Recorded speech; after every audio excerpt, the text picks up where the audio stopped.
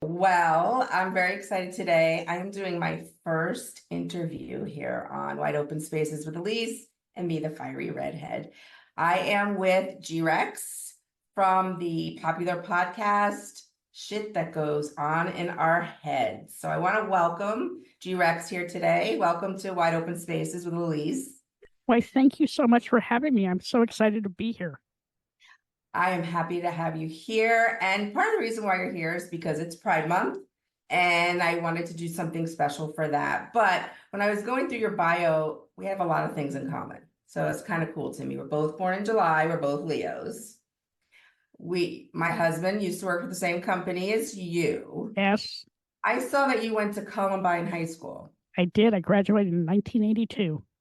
And I live here in Parkland, Florida, and my daughter went to Stoneman Douglas. So there's that little bit of a tie that we can understand that type of trauma that a town may go through as far as that. Not that that's a great thing to be attached to somebody, but we do definitely have that in common. And the mental health aspect is something that you and I have a great string between us that ties us together. Me being as a therapist for years in the hospital setting, outpatient setting, and understanding and loving when I see people who evolve and move through it and share their stories, because I just think that's just something so powerful that we can do for people. And it just kind of makes me excited. You do your podcast with Dirty Skittles, is your other partner in crime, right? Yeah, I sure do. She's amazing. It's wonderful. And if I want you all to tune into it, check it out. It's on all the different podcasting places, wherever you love your podcast, listen. It's a very casual, free-flowing, you can relate to them. You feel almost as if you're in on the conversation. And I think that's what I love the best about it. Because we all want to relate. And I think that's what podcasting is about, is trying to relate and learn. For sure. You know, like my favorite saying is that we give people the keys to unlock themselves from their own prison. And, just sharing our stories, sharing our journeys is so impactful. And I also think that people just don't look beyond the surface. Just because I'm a therapist doesn't mean I don't have shit going on in my life, Doesn't mean I handle everything perfectly. I mean, there's such an illusion about how we're supposed to live and grow, and there's so much more. There's just so much more. And I think the beauty of aging is the evolution, accepting the aging process and learning from it. I mean, it gets hard in the beginning when you start to see some of those lines, right? But there's a beauty to it. And there's a beauty when you get through life. It's really hard. And for sure. And, just the whole aging part, one day you're 59 and nothing hurts. The next day you're 60 and you're like, God damn, why is my knee hurt? Why's my back hurt? You're lucky, because I started hurting like at 50. I mean, I'm like, why am I waking up and my hands are like stiff? Like, what's going on here? I mean, why can't I walk down the stairs? Everything hurts. I'm holding on for dear life as I go down the stairs. I mean, it's part of it, but there's a beauty to it.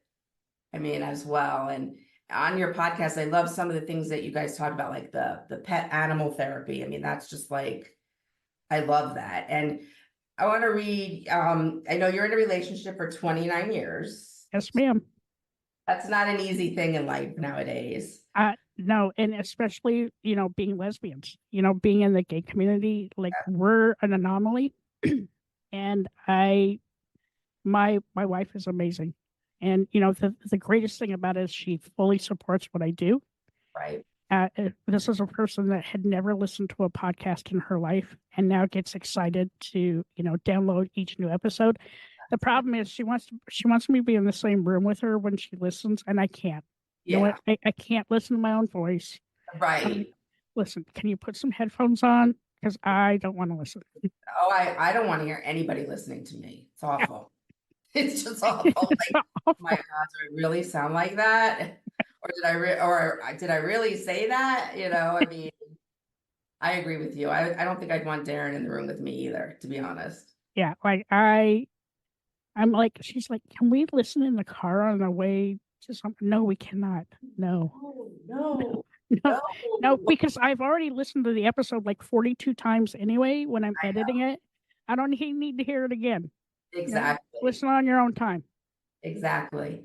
Another thing that I feel, so my profession was a recreational therapist. So when I worked in the hospitals or outpatient, I was the person who would work on the coping mechanisms during the time when you would feel the overwhelming anxiety, or if you were addicted to alcohol or drugs, what do you do when you start to get that urge? So that's what I did. And I saw in here how you said therapy and laughter.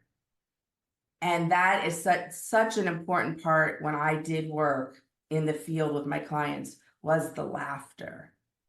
Yeah, laughter is like a universal healer. It really is. And to me, I'd rather laugh than cry, but because both of them are very cathartic for me. But the difference is that when you laugh, your endorphins, it gets rid of that cortisol, and your Yep, endorphins get higher, and you just feel better, right? yep. And you may laugh at stuff you're probably not supposed to laugh at, but it's all good. Like, you're not hurting anybody. And I try and laugh at least 30 minutes a day. Perfect. Perfect. I love being silly. You know what? It's Our inner child needs to come out every now and Yep, then. yep, Stifling it is horrible. Like, yep, I I want the kid inside me to come out and play at least 30 minutes a day. yep. And unfortunately, society doesn't teach us that. It just doesn't teach us that. It's like, okay, stop playing with whatever toys you were playing with. You're now this age. It's time to grow up. It's like society stifles that child. So as adults, if we don't bring it out, just we kind of become dull and We numb to things. we do, but also, like, being a boomer, when I was going to school, we never talked about mental health ever. We No, never talked about it ever, yeah, even like with family talk or anything like that. So, they tell you to stifle it down as far as it can go until you wake up one day and you're like, you know what? I just can't do this anymore. yeah, And, yeah. I am 100% into therapy. I had to, like, speed date my therapist. Yeah. I had to go through 3 of them before I found the one that worked. You know what? I don't think people realize that. And I talk about that a lot, like even with my friends, that it's kind of like a dating thing, because just because this person has the credentials and maybe they specialize in what you're looking for, it doesn't mean it's a fit. It has to be a fit. Yeah, like, you know, I I poo-pooed therapy for a really long time until I really needed it.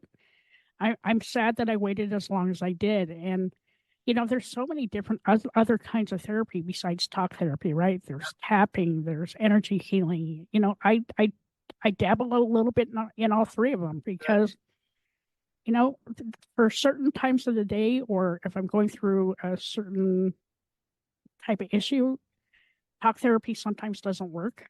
Right, But I have other therapies I can fall back on. And that's the great thing about our guests, is that I've learned about all these different kinds of therapy, right, like that I never knew about, because as a kid, I never knew about it. We didn't talk about it. And I think that it's kind of our responsibility to open those doors for people to understand that, it's okay to go to therapy, because you don't need to be like mentally unwell to go and see a therapist. The right. great thing about them is they are a third party, right? So Yeah, you're not talking to your spouse, you're not talking to your friends, you're not talking to your colleagues, you're talking to somebody that you don't know from Adam, but you get to get all that crap out of your head and they can just absorb it. Because if you take that same crap and go to your friends, your family, your colleagues, they'll be like, "You're crazy. I don't want to talk to you anymore." And then they give you their own opinions that sometimes are not very helpful. Right.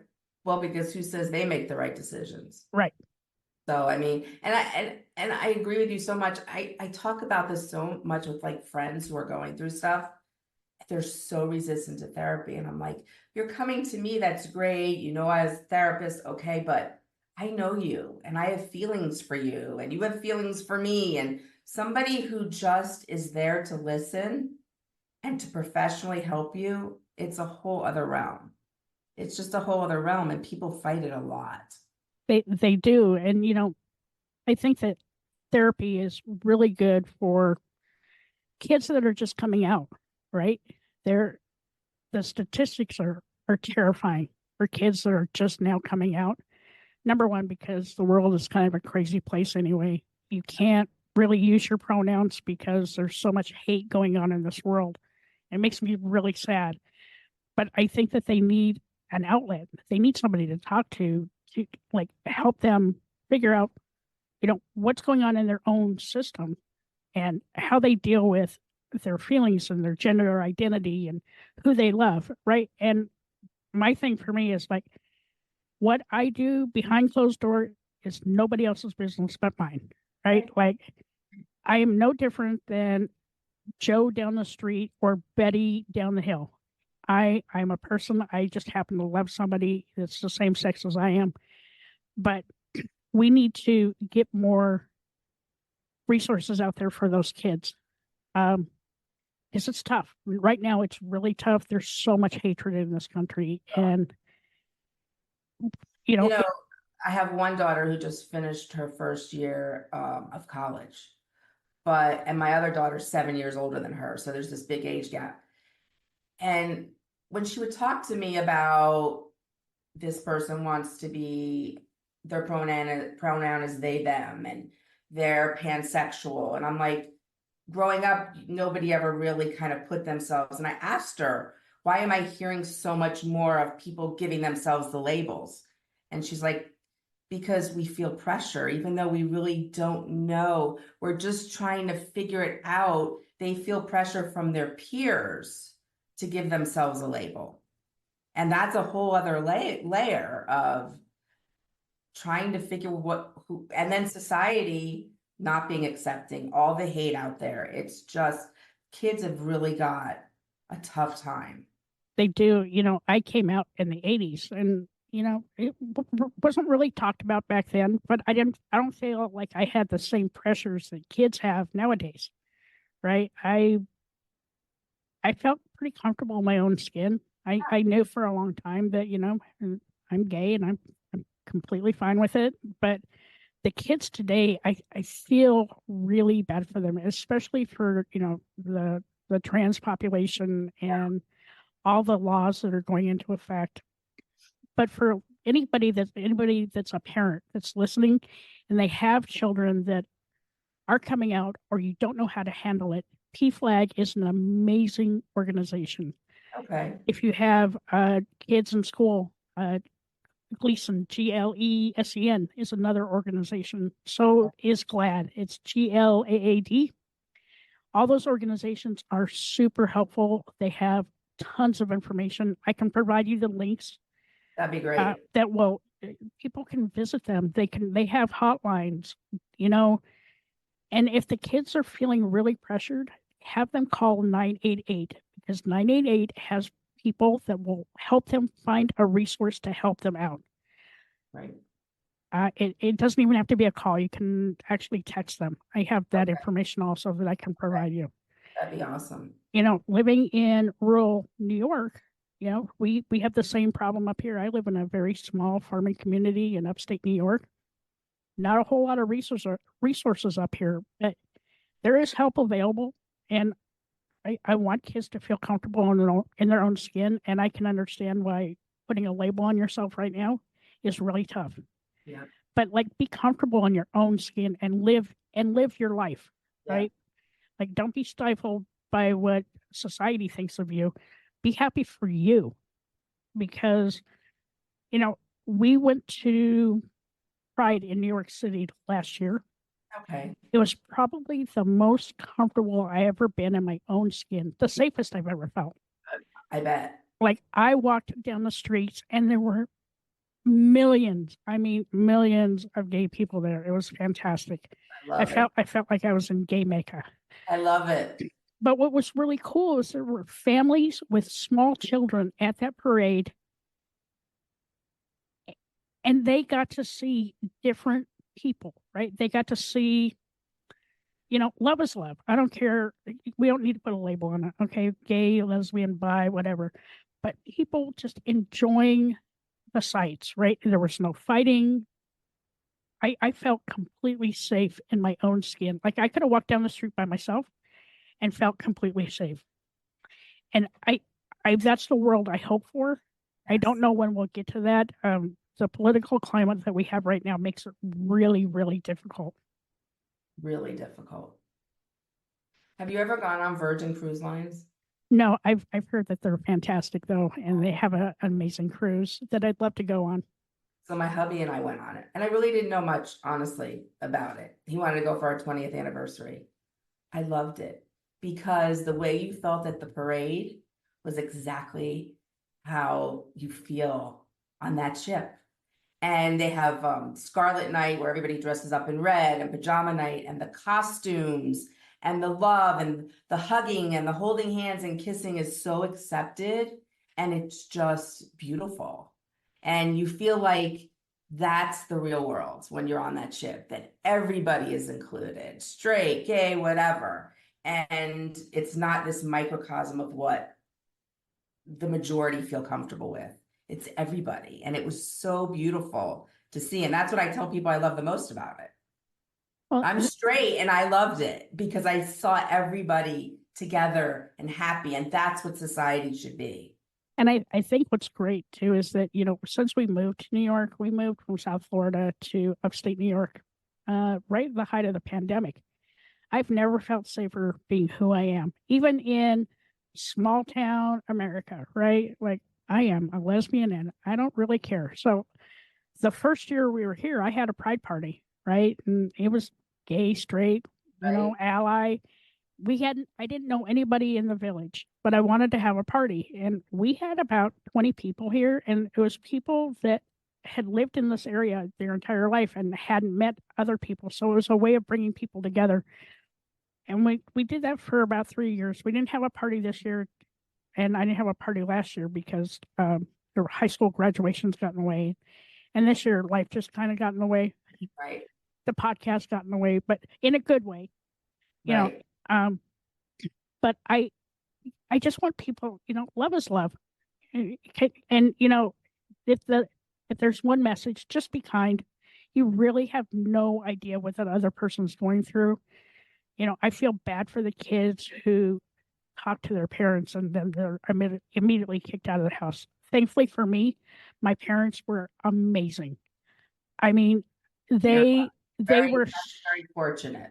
They were so cool about it, right? I was so nervous about telling them, that I was gay, but so How old were you? I was 18 because I was old enough to drink. So I took my mom to a gay bar and I'm like, hey, listen, I got something to tell you.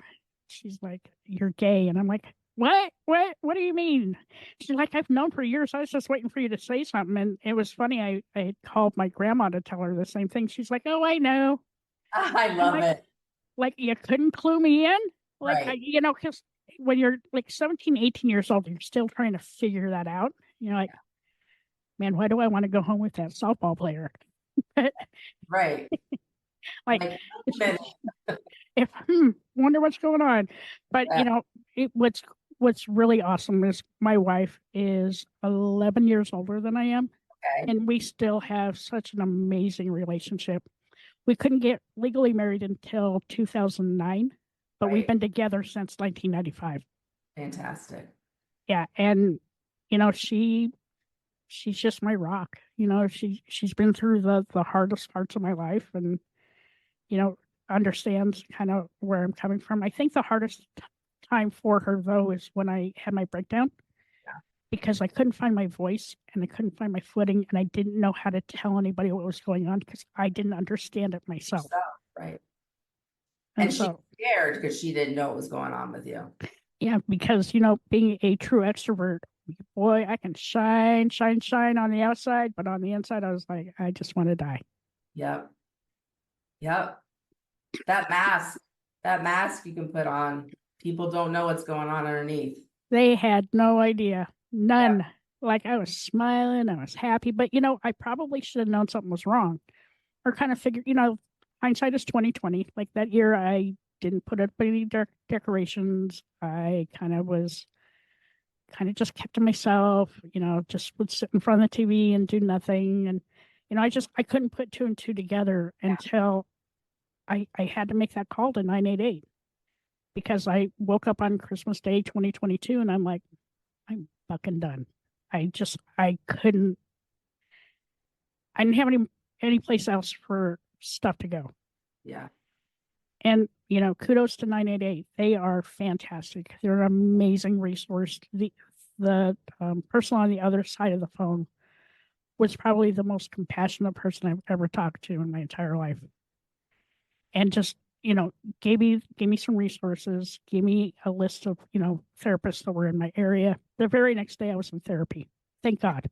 Thank God. Yeah. And thank God you had them. Because sometimes we need somebody to guide us.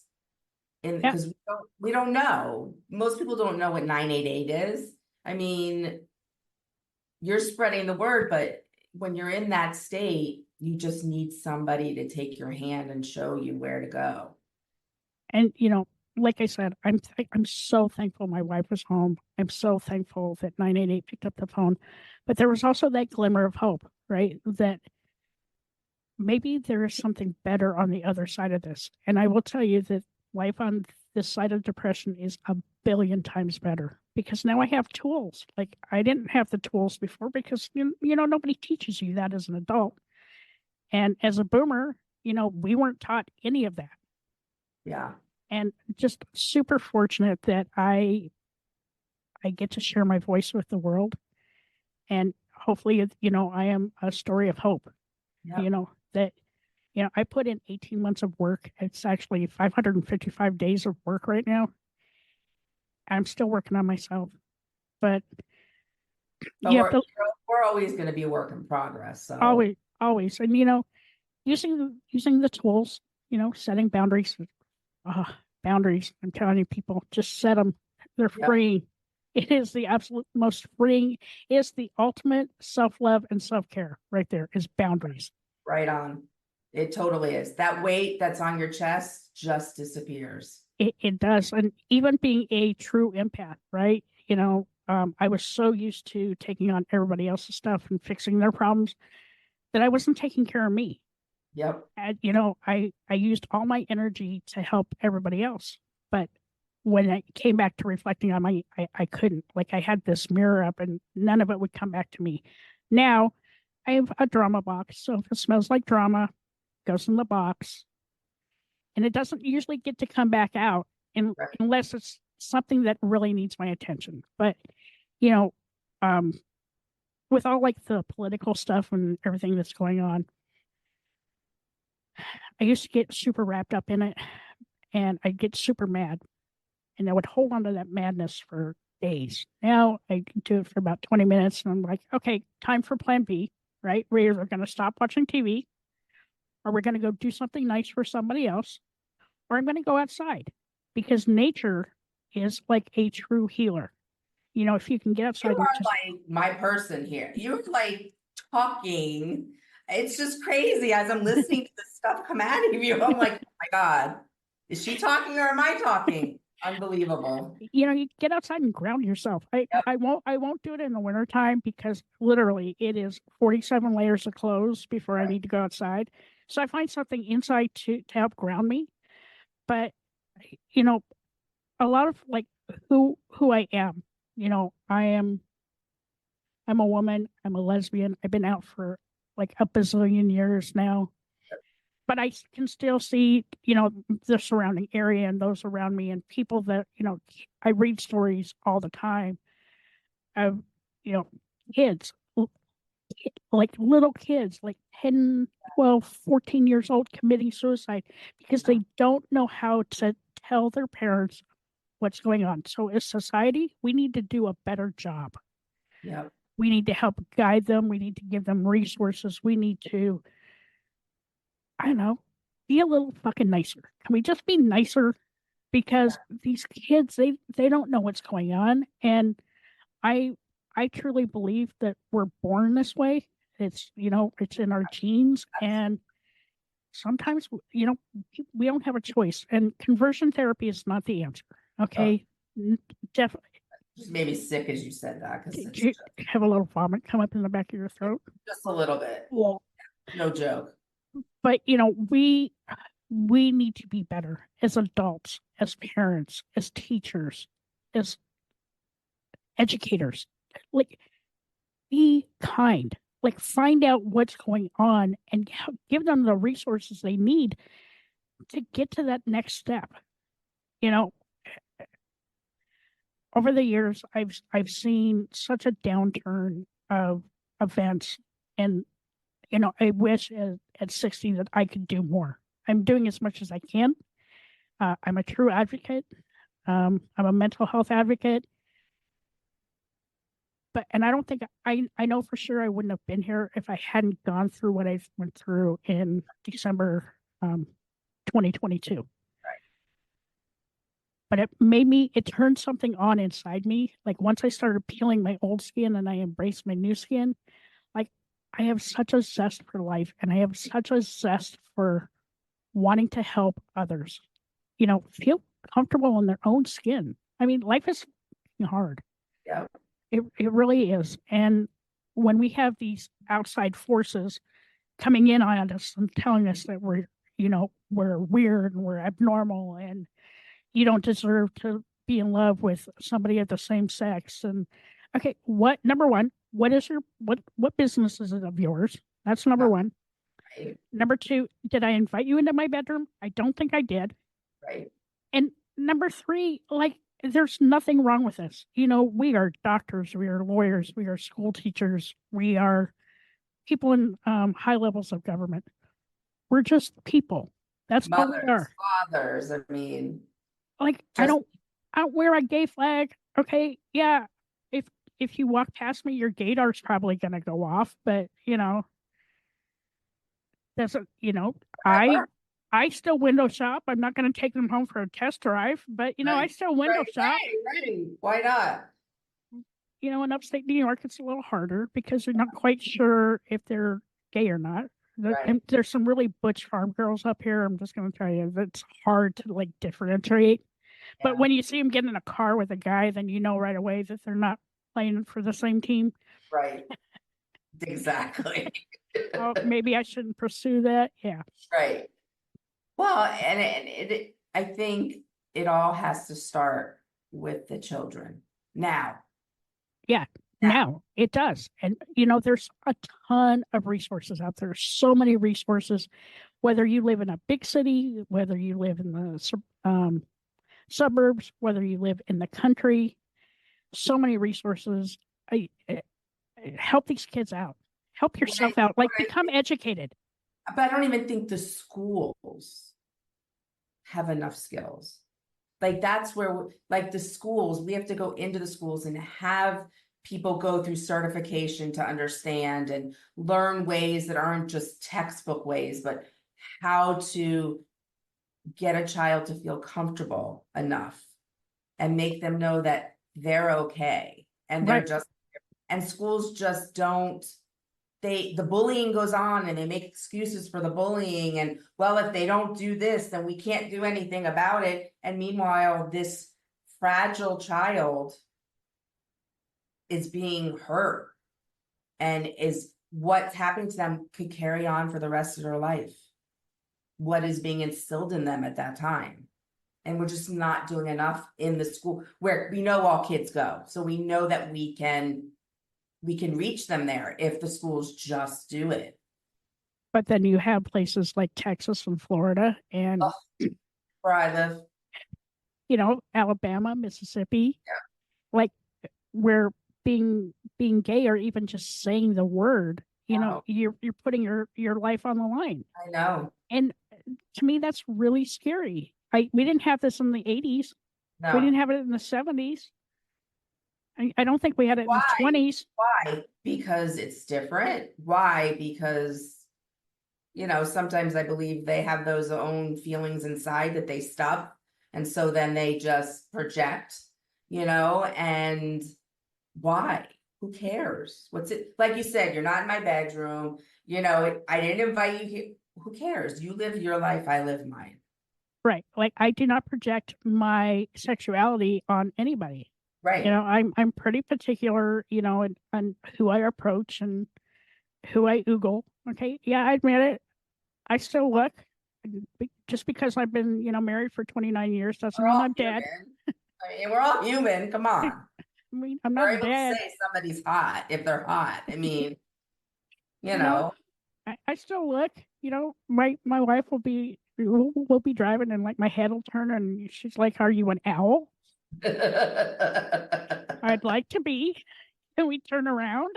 Why, I always joke, I always say that Ed Sheeran's my boyfriend. So my kids always laugh, and I'm like, you can be my imaginary boyfriend. We're both gingers. Who cares? I mean, my husband's secure enough. He doesn't need, whatever. We're all human. Yeah, my wife we're super, super secure in our own relationship. And we went through some crappy relationships to get here. Absolutely. And we're super comfortable in our own skin and just living a good life here in upstate New York. I'm glad I live here. Yeah. I feel super safe living up here. Right. I have a lot more rights up here than I would have if I was still lived in Florida. Oh, for sure. I think we left at the right time. We left right, like we moved up here in May of 2020. Yeah, May 2020. Okay. Like the perfect time because then you had all the craziness of COVID and the anti-vaxxers, and then of course it's still hotter than hell in Florida. It still is hotter than hell in Florida, just getting hotter. Yeah. We don't have hurricanes up here. No, you don't. We still have some racism and some sexism that goes up here, but it's not as evident as it is in Florida. Yeah. Or in Texas, or in some of the other southern states, or even like places like Idaho and shit like that. Like, why don't you just leave people alone, let them live their own life? Like, if somebody wants to come out as trans, let them come out as trans. I am telling you, it is genetic. I don't think it's a choice. I think it's all genetic. Let people live their life. Are they hurting you? Probably not. Are they smarter than hell? Probably yes. Are they just trying to figure life out? Yes. Just let us live our lives, right? We're not hurting you. You don't see me waving my gay flag, my lesbian flag in your face every day. I'm not. But what I care about are the kids that are the young kids now, 5 through 18. Yeah. Right? They are going through so much crap right now because nobody's giving them the resources they need to get to that next place. Instead, they're being held down and told what they're doing is wrong. And it makes me really sad. Or that you can't talk about your two dads. Or your two moms. Or your two moms in school. I mean, how does that not fuck up a kid? Yeah, like I'm so worried for the next generation, right? That they've been so oppressed and can't shine like they should be able to. I think we should humans, no matter what, if you're gay, straight, lesbian, bi, trans, whatever, we should all be able to shine without somebody holding a thumb down on us and saying, you're not wanted here. Yep. Amen. Sounds like a campaign. Yeah, okay, I'm not running. Okay. No, it sounds like a campaign that could be started for kids. It could. And it should. And one of the things that made me happy is I did see, a little bit of rebellion in Tallahassee from the kids with the don't say gay. Yeah. I think there's a movement coming I don't think it's taking off as fast as we would like it to. And for those of us that are of an older generation, step up and help these kids out. Just step up, give them a resource. Help, tell them who they can call, where they can go. Hear them out. And help their parents, the parents who don't understand, the parents who maybe, I'm never going to see my daughter walk down the aisle with a man. It's going to be a woman. There are parents who have a hard time with that. Help them as well to understand that love is love, and no, it may not be the traditional or whatever you want to call it picture in your head. But if your child's happy, that's all that matters.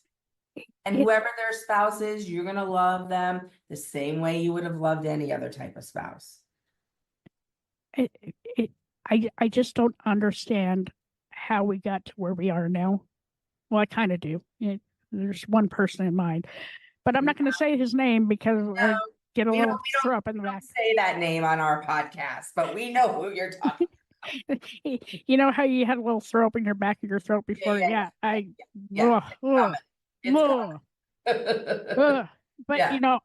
like I said, I'm super comfortable with who I am. I've been out a really, really long time. And, if people want to know why we celebrate Pride Month, because we had to fight a lot of freaking battles to get here. We couldn't get legally married until 2009. 2009, and now they're coming after same-sex marriage again. Once again, what does it matter what we do behind closed doors? Nothing. I still pay taxes. I still work. I'm still a productive member of society. Look what you're doing about mental health. Yeah, it blows my mind, but pride is really important to us. The Stonewall, like we have the same rights as, a straight couple does. Yep. We've had to fight hard. So if people want to question why we have a whole month, we have a lot to celebrate, but we still have such a long way to go. Such a long way to go. And, we are all productive members of society, and we all work hard. We probably work a little harder because of all the other crap that's coming down on us. They want us to stand out. I don't want to stand out. You know what? I try and stay as far under the radar as I possibly can, unless I'm in New York City for Pride, and then I just don't care. I just let it all hang out. Right. But let's give people a chance. Yeah. And let's not stifle what we've already worked so hard to get to. And, quit bashing us for wanting to have a Pride Month. Listen, straight people did not have to go through these battles. No, you all could get married when you wanted to, okay? Right. And nobody questions what goes on in your bedroom. I just gonna say that, we don't question because really I don't want to know. Right. But because people are scared of what's different. They're scared if your skin isn't a certain color. They're scared if your sexuality isn't what they believe it. They're scared. They're scared of what they don't understand. They're scared of what they maybe internally feel. And they just project it as anger and hate. And maybe go and learn a little bit more. Look at GLAAD, PFLAG, Gleason. Gleason is such a great organization. They're really getting into the schools and trying to make a difference. Yeah. And get these kids a resource. But if you're a teacher, maybe be a little bit less of a dick. Yeah. And just be a little bit more compassionate. Okay. These kids are scared. Yeah. And they're probably getting a whole lot of crap from their parents or their siblings, and they don't know what to do. Compassion. Yeah. That's all I have to say is just be compassionate. Absolutely. And the teachers who, like in the state of Florida, who can't allow their children to talk about certain things. I know some teachers that are like, that's their dads. How do I tell them not to talk about their dads? Yeah. And it's so difficult, and the compassion is lacking in this state for sure. For I mean, sure. I live in a county that isn't like that, but I mean, it's shrinking and it's shrinking and it's really scary. And when teachers have to stifle something like that, tell them that it's not right or appropriate to talk about, What kind of message does that send to the kid? awful. It just makes my stomach turn. It's like I said, the tables need to turn, and they need to turn a little bit quicker than they are now. So, my message to people is step up, use the resources, learn, teach yourself, be super compassionate, because we're all dealing with some sort of crap. But you know what? When you start coming after me because of my sexuality, screw you. Yep, I had to fight really hard to get where I'm at. that's right. And, thankfully for me, like my parents were super cool, but I had friends whose parents were not cool. That's right. And, they were out living on the street and, had to figure this stuff out on their own. Thankfully for me, I could turn to my parents. Yeah, you were But very I was super lucky. I'm like blessed. probably like 20% of the parents out there Yeah. are that, Yeah. compassionate. But, let's just be nice. Can we all be nice? See? Kindness goes a really long way. Yep. Long way. Yep. Listen, I'm feeling it as a Jewish person. Yeah, And oh, it's what is happening? Something is happening and I'm not liking it. And it's got to change. and as a true extrovert, like it makes me just want to stay inside. Yep. COVID was bad enough. I swear that was like my own personal hell. Yep. No, you can't hug people. No, you can't go out. No, you can't talk to people. Oh, what the hell am I gonna do? I guess I'm gonna hug myself. Need human contact. I guess I'm gonna go like, hug the cat that I'm allergic to, but Right. it's hugging something. Right. But that's the other thing that the kids need. They sometimes all they need is a hug. Yep. Or, a nice word, or hey, how can I help you today? I see you're kind of down. I don't know. It's not that hard, people. It really is not that hard. And for the parents out there, please check out PFLAG. Even if you don't have any children that are coming out, it's still a great resource so that you can totally understand where kids today, or even adults, understand what we're going through so that it will help you understand how you can help. Yep. I think everybody needs to be educated. They do. Because a lot of it is just they don't understand. And like you said, going to PFLAG or doing the research, because your children may not, but their best friend might be. Right. And your best friend's been in your house for years and you want to understand and you want to be accepting. And it's all about educating ourselves. And, there's more and more people that are coming out late in life. Yeah. Right. And so, you've probably been friends with somebody for 20 years and now they've come out. Yeah. You use your resources. Yeah. When people come out later in life, that's when they really need their friends. Yeah. Right. They don't need you to be a dick and like push them out of your life. Right. Like be compassionate, learn about what's going on in their head. Right. I applaud the people that come out in their 30s, 40s, 50s, and 60s. Oh, absolutely. You know what? They had been living a life that they weren't happy with, and they finally felt comfortable enough to live in their own skin. Thank God they did. Yeah.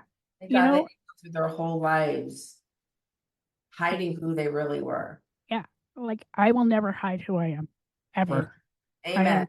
I am loud and proud. I love it. Short, but I'm loud and proud. I mean, I could probably yell if I had to. Yeah. But I don't want to because, it takes a lot of energy. Why bother? Why bother? If you have to yell for somebody to hear you, it ain't worth it. And, I'd be yelling in the forest. Falling, I can't get up. Send help. Well, thank you so much for coming today. You're You made welcome. my day. You made my podcast. You're my first guest ever. So it's very exciting, and I'm glad we could do it. When I was thinking, what could I do for my first guest? And it was Pride Month. And I asked my husband, and he pointed me right to you. Well, I'm so glad I got to do this. And, Yeah. I'm so passionate about this. I have two passions, mental health and being out loud and proud, Yep, and we just, as a society, we need to do better. we do. Let's do better, everybody. Do better. If you're listening to us anyways, you are either here because you need help, you want to learn about mental health. So I know you already, they have the compassion in their hearts, our listeners. I know that already. And so the way you and I spread it through our microphone, they have to do the same. Go out It's, there and share the love, share yeah. it. And like I said, I'll provide you the information for all those organizations so you can put them in your show notes. Okay, great. These organizations, just to remind everybody, they are free resources. The same with 988. Even if you're not thinking about committing suicide, it's still a free resource for crisis. If you're in crisis, pick up the phone and call 988. They will pick up in less than 30 seconds, and they are amazing. Hear that, everybody? If you're somebody who's struggling, you know somebody who's struggling, it's 3 numbers, 988. And it's the same number in Canada, 988. That's good to know. And if you're international, on our website, we actually have the link, and I'll send it to you. It's findahelpline.org. Okay. Because I do have some international listeners, so that'll be helpful. That is fantastic. Yes. Man, you are moving up in the world. Moving, baby. Baby steps. Yeah. Last question, because I Yes. need those. Why are you G-Rex? So I am all of 4'11", Okay. and I have really short arms. And so when I was growing up, my brothers and sisters used to call me G-Rex because I look like a baby T-Rex. So I just went with that name because it's so fitting. Awesome. I love it.